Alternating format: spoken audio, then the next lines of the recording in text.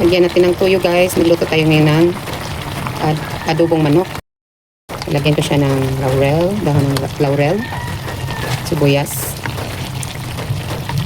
bawang, paminta, oregano powder. Siyempre, asin. Nilagyan din konti. Tuyo. So, before ko siya guys, ginisa ko muna yung mga ricados tulad ng sibuyas, bawang. Tapos, yung mga manok.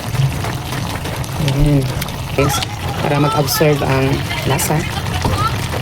Ako guys, hindi ako nagamit ng mga condiments na bitsin. Or ano pang mga pangkalasa. Asin lang talaga, toyo. Tapos mga paminta, laurel, sibuyas, bawang. Ayan. Ngunid ng bitsin. Hindi sarap ngunid na. Mamaya, balikan natin guys. Ayan, kumukulo-kulo na siya guys. Actually, ang manok na ganito, basta hindi native, mabilis lang siyang lumambot. So, hindi katulad sa mga native chicken, matagal. Lagyan natin ng ano guys, sugar, brown sugar, para pa-neutralize sa lasa. Ayan, lagyan natin brown sugar. Brown sugar to guys ha, para matamis-tamis siya. Ayan. Kunti lang, hindi lang natin damihan. Baka masubraan na din. Ayan. Mamaya lagyan ko siya ng katas ng kalamansi. Para medyo asim-asim. Maliban na may patamis-tamis. Para balance siya guys. Para balance ang lasa.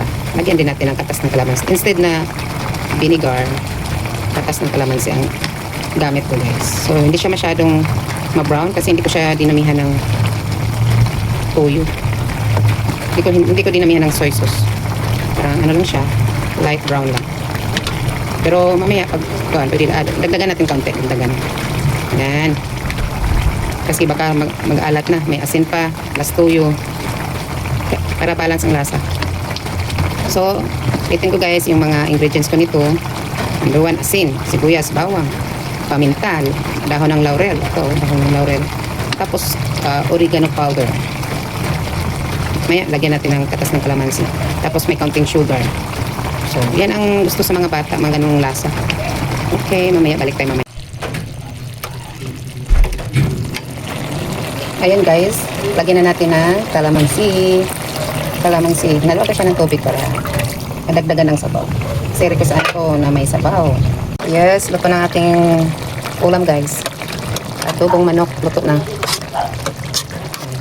Thank you for watching guys. Salamat sa suporta. Ingat po kayo lagi. At saan sulog sa mundong ito, ingat-ingat. Dahil hindi maganda ang panahon. Bye!